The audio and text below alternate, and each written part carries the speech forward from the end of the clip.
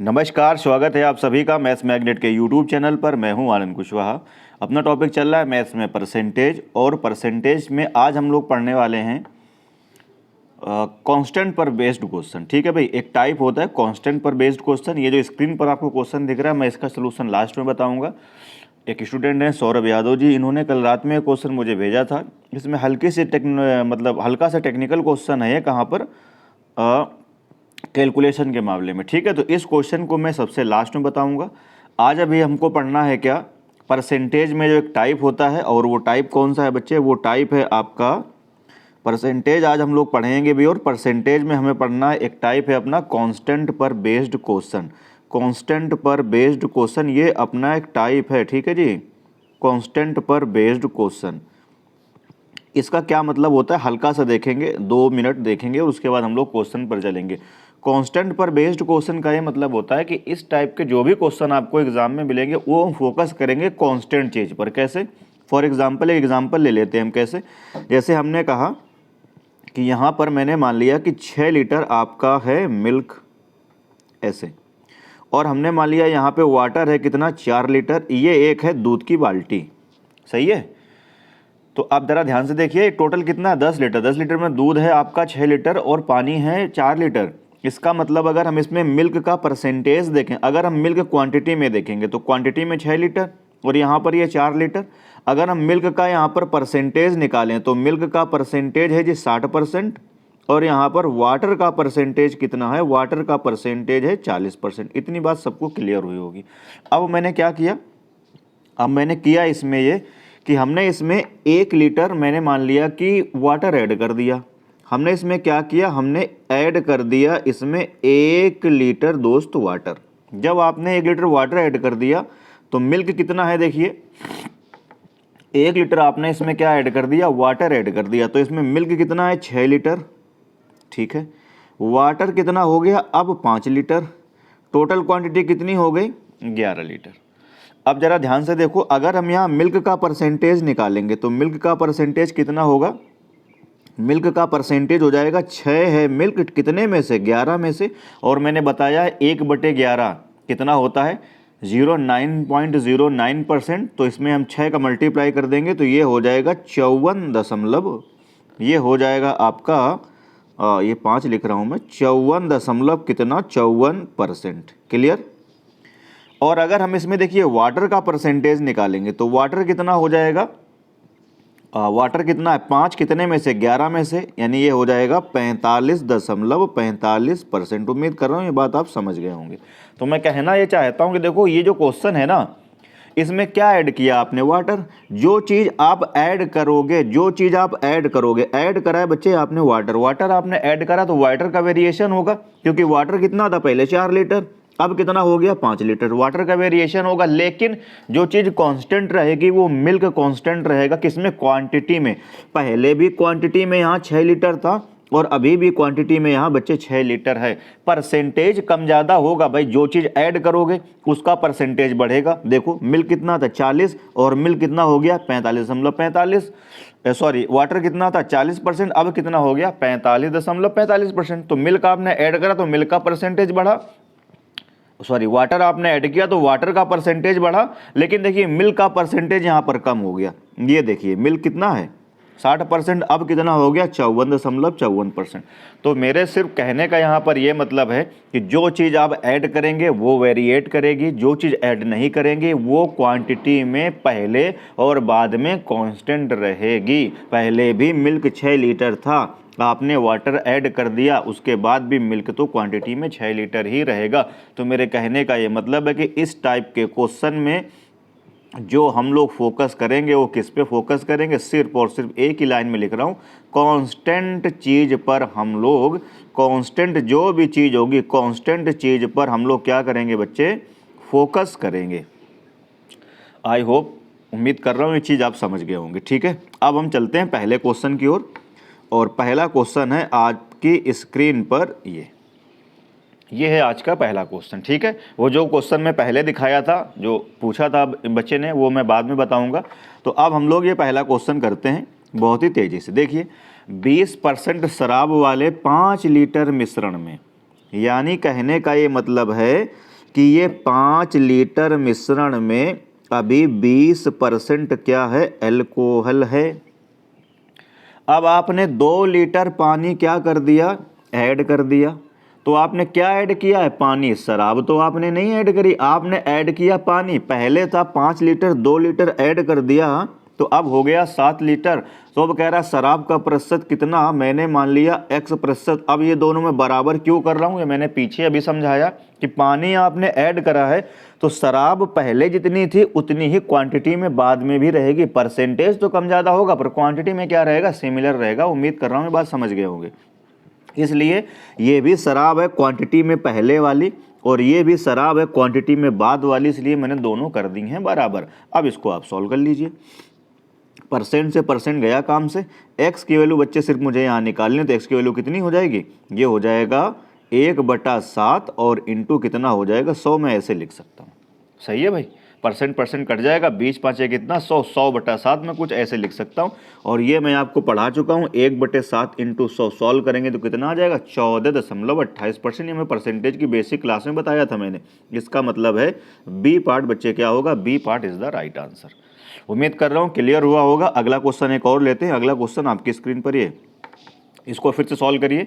1 litre पानी 8 litre मिश्रण से वाष्पित हो जाता है जिसमें चीनी 6% है। अब देखिए पानी मिलाया जाए या पानी वाष्पित हो, पानी का वेरिएशन होगा बट चीनी जो होगी वो क्या होगी, सेम होगी। इसका मतलब हम कैसे करेंगे क्वेश्चन में, हम कहेंगे पहले कितना था 8 लीटर, इस 8 लीटर में चीनी का कुछ ना कुछ परसेंटेज होगा। क्वेश्चन में कहता है चीनी 6% है, यहाँ पे 6% चिपका दीजिए। अब जब इससे 1 लीटर पानी वाष्पित हो जाएगा तो अब पानी कितना बचेगा 7%। तो कह रहा है चीनी का परसेंट कितना होगा मुझे नहीं पता, मैंने मान लिया x%। लेकिन मुझे एक बात पता है कि चीनी यहाँ जितनी क्वांटिटी में पहले थी उतनी ही बाद में रहेगी, इसलिए इन दोनों को हम क्या कर देंगे बराबर।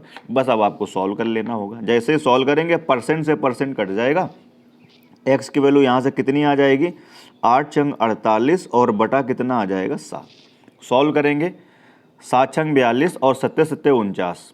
तो क्या होगा, देखो पूरा हम नहीं सॉल्व करने वाले हैं। अगर आप पूरा करेंगे तो पूरा भी कर सकते हैं। मेरे को पता है सिर्फ एक कम है, ये कितना कम है 1। अगर ये 49 लिखा होता, 49 और बटा अगर 7 होता तो पता है आप क्या कहते हैं पूरे 7%। यानी ये 7% थोड़ा सा कम होगा, थोड़ा सा कम। तो सबसे करीब कौन सा दिख रहा है, ये। इसका मतलब B part is the right answer. सही है। पूरा भाग देना चाहते हैं आप पूरा भाग भी दे सकते हैं, आपकी मर्जी है। 7 छंग 42, 42 6 48 60 हो जाएगा। तो 60 हो जाएगा तो 7 8 56 8 आएगा। अब देखिए 8 से शुरू होने वाला एक ही ऑप्शन तो है, यानी B part is the right answer. अरे क्लियर है। वीडियो अगर पसंद आ रहा तो फिर लाइक ज़रूर करें, अपने दोस्तों में शेयर करें। जिन्होंने टेलीग्राम चैनल ज्वाइन नहीं करा ज्वाइन जरूर कर ले। जो जितना मैं स्क्रीन में लिखता हूँ उसकी सारी PDF मैं आपको प्रोवाइड कर रहा हूँ। ठीक है जी। आइए बढ़ते हैं अगले क्वेश्चन की ओर। अगला क्वेश्चन आपकी स्क्रीन पर ये आपसे कहता है ताज़ा अंगूर में 80% पानी। अब अंगूर को जब सुखाएंगे तो गूदा अंगूर में पहले जितना होता है ना बाद में भी उतना ही रहेगा। अंगूर सूखने के बाद किशमिश बन जाता है, सबको पता है। तो उसमें कमी किस चीज़ की होती है, पानी की। अंगूर में पानी ज़्यादा होता है, किशमिश सूखने के बाद पानी कम हो गया, लेकिन गूदे में वेरिएशन नहीं होता है।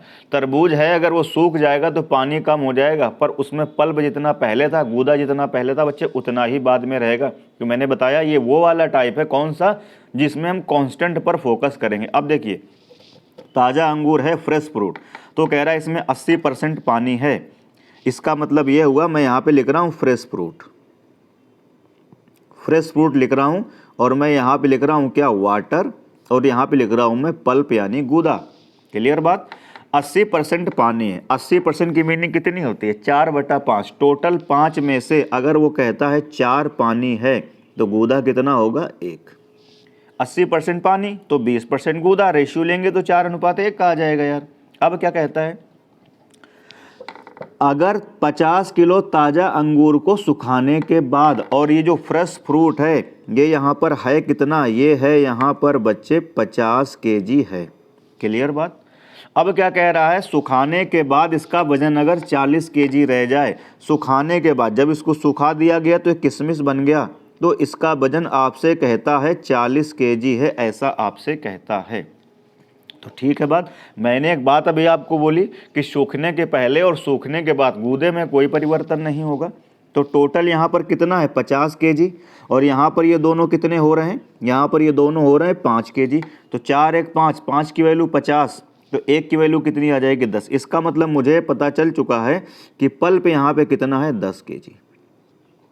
क्लियर है बात। और 40 kg क्या रहा होगा, इसमें वाटर रहा होगा। और मैंने एक बात बोली कि सूखने से पहले और सूखने के बाद पल्प तो बच्चे बराबर रहेगा। इसका मतलब 10 kg अगर पल्प पहले है तो 10 kg पल्प यहाँ भी रहेगा। और टोटल कितना है 40 kg सूखने के बाद 10 kg अगर ये हो गया तो अब ये कितना बचेगा, पानी कितना रहा होगा 30 kg। क्या बताना है, कह रहा है 40 किलो रह जाए तो अंगूर में पानी का परसेंट। अब इसको आप सॉल्व कर लीजिए। जैसे सॉल्व करेंगे तो केजी से केजी कट जाएगा, रेशियो ले लेंगे और ये इससे कट जाएगा। सही है, सॉल्व कर लीजिए। पानी कितना है यहाँ पर देखिए 3, तो टोटल पानी कितना है 3, कितने में से 3 1 4, तो 3/4 भाग पानी, और 3/4 भाग पानी को बच्चा जानता है कितना होगा जी 75% होगा। इसका मतलब बी पार्ट इस क्वेश्चन का करेक्ट आंसर होगा। क्लियर है बात। एक और क्वेश्चन लेते हैं इस तरह का, आइए। अगला क्वेश्चन है आपकी स्क्रीन पर ये, ताज़ा अंगूरों में 80% पानी होता है जबकि शुष्क अंगूरों में 10% पानी होता है। यदि सूखे अंगूर का वजन उल्टा है, इस बार सूखे अंगूर का दिया गया है 250 kg है, तो ताज़े का कितना था। सॉल्व करते हैं जरा। यहाँ पे लिख रहा हूँ मैं फिर से वही फ्रेश फ्रूट, FF मतलब क्या है फ्रेश फ्रूट, और फ्रेश फ्रूट में यहाँ में लिख रहा हूँ वाटर, और यहाँ में लिख रहा हूँ पल्प।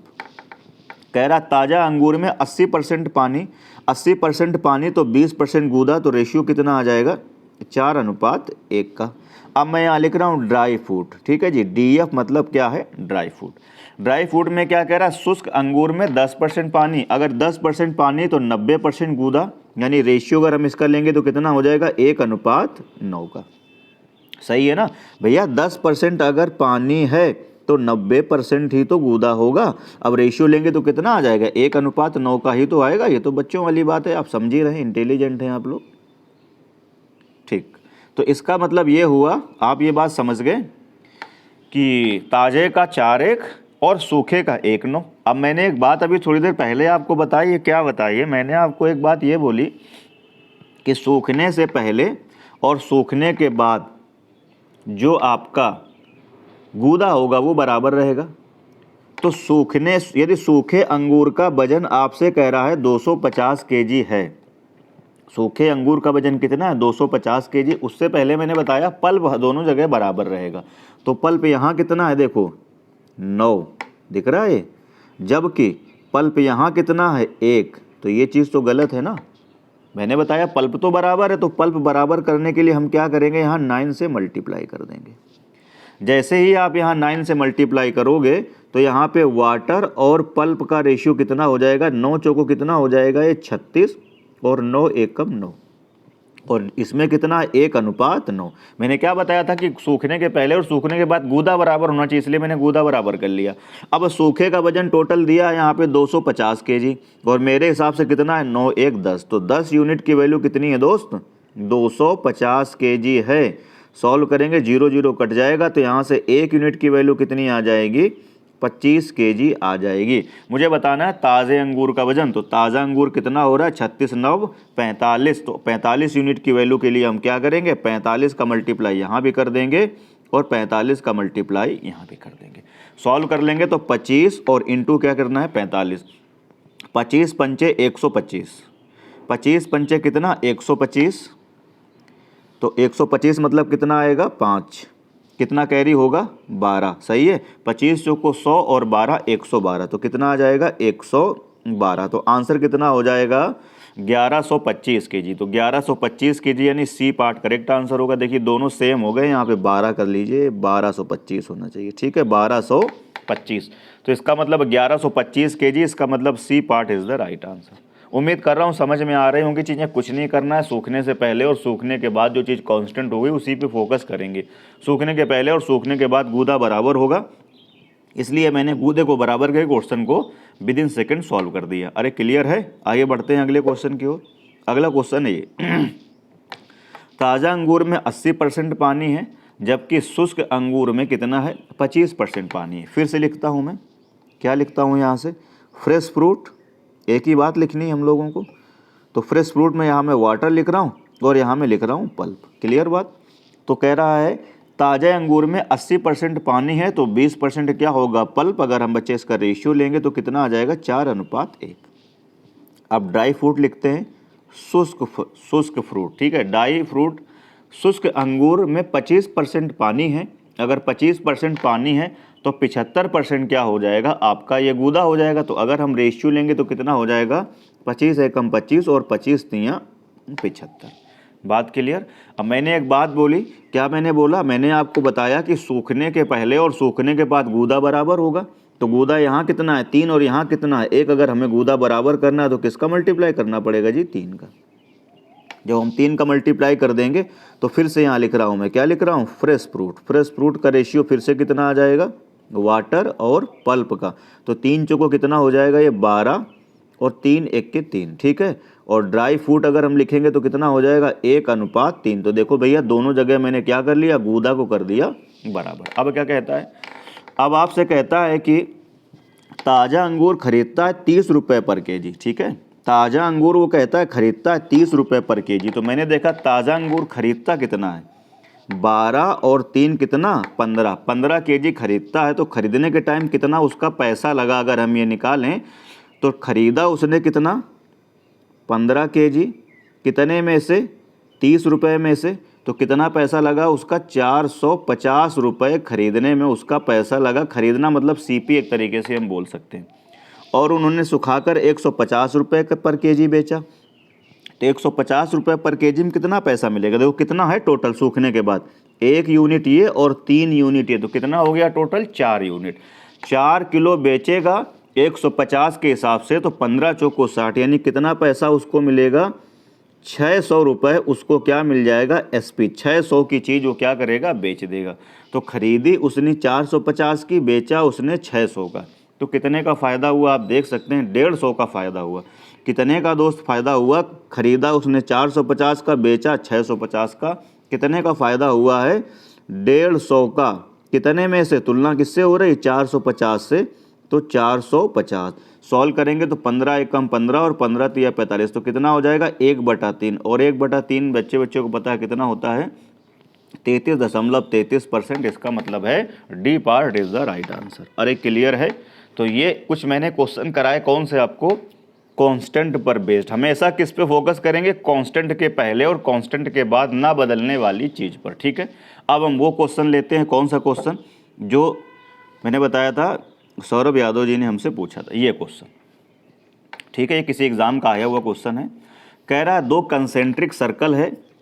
कंसेंट्रिक सर्कल का मतलब ऐसे सर्कल जिनका सेंटर सेम हो। ठीक है जी, पहले का एरिया दिया हुआ ये, पहले का एरिया दिया हुआ ये और दूसरे का एरिया दिया हुआ ये। तो कह रहा है वलय रिंग की चौड़ाई कितनी होगी। अब मैं अगला पेज लेता हूँ क्योंकि यहाँ पे जगह नहीं है। तो सबसे पहले समझिए कंसेंट्रिक सर्कल होते क्या हैं।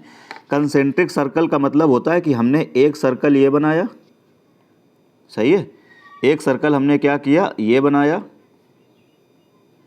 थोड़ा बड़ा बनाता हूँ।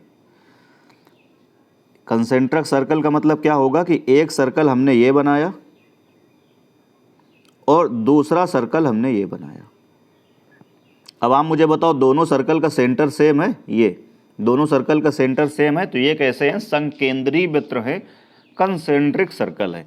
अगर इसकी रेडियस को हमने नाम दे दिया दोस्त R1 और इसकी रेडियस दूसरे की रेडियस को मैंने नाम दे दिया R2 तो कह रहा है रिंग की चौड़ाई बताओ। तो अब आपको रिंग समझ में आ रही होगी। रिंग की चौड़ाई कौन सी है ये वाली, रिंग की चौड़ाई कौन सी है ये वाली। तो ये रिंग की चौड़ाई कैसे निकलेगी, चौड़ाई मतलब अगर हम निकालें यहाँ से, अगर हम यहाँ से चौड़ाई निकालेंगे तो चौड़ाई कैसे निकलेगी R2 में, चौड़ाई कैसे निकलेगी, चौड़ाई निकलेगी अगर हम R2 में बच्चे R1 क्या कर देंगे घटा देंगे तो ये ब्रेड्थ निकल आएगी चौड़ाई। बस इतना सा क्वेश्चन है।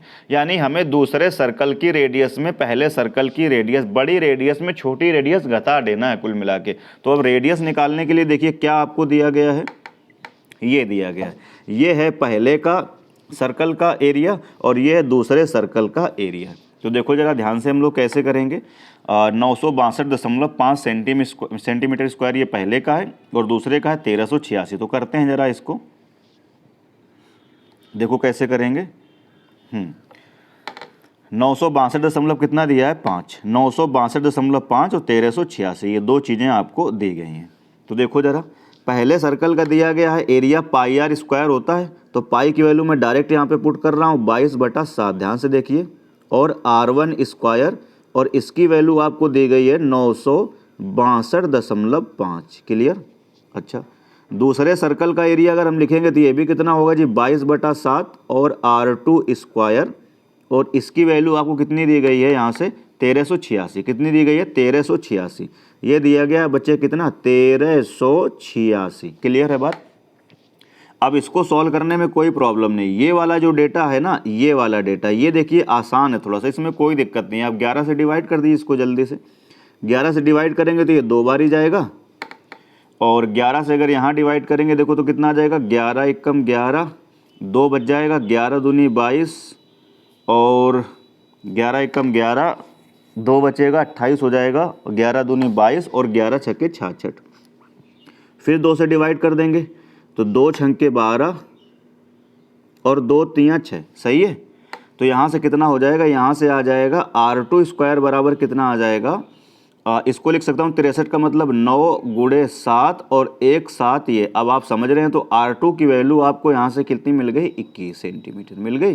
तो R2 देखिए निकालना कोई टिपिकल नहीं है, R1 में थोड़ी आपको कलाकारी करनी पड़ेगी। R1 कैसे निकालेंगे देखिए ज़रा, R1 कैसे निकालेंगे, पहले तो इसको 11 से डिवाइड कर दो, 11 से जाएगा, कैसे पता चल रहा है हमको 9 2 11 6 5 11, 11 की डिविजिबिलिटी लगाइए, 11 से कट जाएगा, 11 दूनी 22, 11 अट्ठे 88, सही है, 11 अट्ठे कितना होगा 88, और 88 और 8 बच जाएगा, तो कितना हो जाएगा ये 11 से डिवाइड करना है भाई, 11 अट्ठे 88 आएगा, और 88 90 8 बच जाएगा, तो 11 सत्ते 77 और 11 पच्चे 55, 11 पंचे 55, सही है। तो देखो ज़रा ध्यान से, यहाँ से मुझे दिख रहा है कि R1 स्क्वायर की जो वैल्यू आ गई वो कितनी आ गई 87.5। क्लियर। इंटू कितना आएगा 7 और बटा 2। अब इसी जगह थोड़ी सी आपको बुद्धि यूज करनी है, थोड़ा सा आपको दिमाग लगाना है। क्या दिमाग लगाना है, दिमाग आपको ये लगाना है दोस्त कि नीचे 2 है, अगर नीचे 4 बन जाए तो अंडर रूट लेके 2 आ जाएगा बड़ी आसानी से। बस ये अगर आप सोच गए तो इसका मतलब है नीचे 2 का मल्टीप्लाई, तो ऊपर भी क्या कर देंगे हम 2 का मल्टीप्लाई। अब 87.5 का 2 गुना करेंगे तो कितना हो जाएगा ये 175। तो यहाँ से R1 स्क्वायर की वैल्यू कितनी आ जाएगी 175, ये देखिए, और इंटू कितना है ये 7 और बटा कितना आ जाएगा 4। अब 175 को मैं लिख सकता हूँ कितना 25 गुणे 7, सही है। 25 गुणे क्या लिख सकता हूँ 7, 25 गुणे 7 लिखेंगे, 25 गुणे 7 लिखेंगे तो यहाँ से R1 की वैल्यू देखो कितनी आ जाएगी, मैं इधर लिख रहा हूँ दोस्त, R1 की वैल्यू कितनी आ जाएगी 175 को लिखूंगा 25 गुणे 7, तो 25 का अंडर रूट आ जाएगा 5, और 7 गुणे 7 यानी कितना आ जाएगा 7, और 4 का कितना आ जाएगा 2। तो ऊपर कितना लिखा है 35, 35 बटा 2, इसका मतलब कितना आ जाएगा 17.5।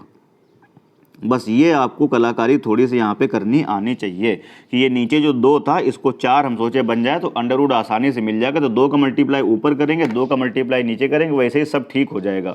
अब हमें चाहिए थी ये चौड़ाई, ये बीच वाली, ये कैसे निकलेगी, क्या करेंगे R2 माइनस R1 घटा देंगे, तो 21 में 17.5 जाएगा। तो ये जो चौड़ाई है, क्या पूछ रहा था आपसे चौड़ाई, तो ये चौड़ाई जो है ना दोस्त ये कितनी निकल के आ जाएगी 3.5 सेंटीमीटर, है ना भाई। घटा दीजिए कितना आ जाएगा 3.5 सेंटीमीटर। तो इसका मतलब देखिए कोई आंसर है इसमें 3.5 सेंटीमीटर, ये है डी पार्ट क्या होगा, oh D part is the right answer. तो इस क्वेश्चन का जो डी पार्ट होगा ये करेक्ट हो जाएगा। क्लियर बात।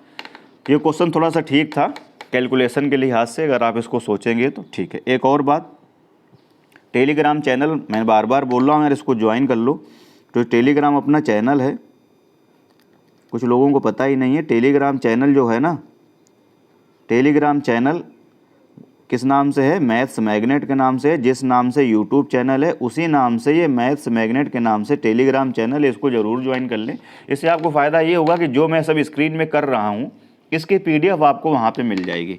क्लियर है बात। तो चलिए फिर वीडियो अगर पसंद आता है तो फिर लाइक जरूर करें, दोस्तों में शेयर करें, चैनल अगर सब्सक्राइब नहीं करा सब्सक्राइब जरूर कर लें, बेल आइकन प्रेस कर लें। और एक खास बात, हाँ, अगर आपको पढ़ाई करनी है रियल में तो ही आप वीडियो देखें यार, कम से कम आधा देखें, आधे से ज़्यादा देखें, तो ही यूट्यूब रिकमेंड करता है दूसरे के मोबाइल पे वीडियो भेजेगा। अब आप क्या करते हैं, क्लिक करते हैं, एक आध मिनट देखते हैं, वीडियो चले जाते हैं। भैया नहीं पढ़ना है तो मत देखो यार, पढ़ना है तो देखो। कोई कमी है तो बताओ क्या कमी है, कमेंट करो, मैं उसको सुधार करूँगा, ठीक है। और कमी नहीं है तो फिर वीडियो पूरा देखें, हमारा मेहनताना तो हमको मिलना चाहिए ना।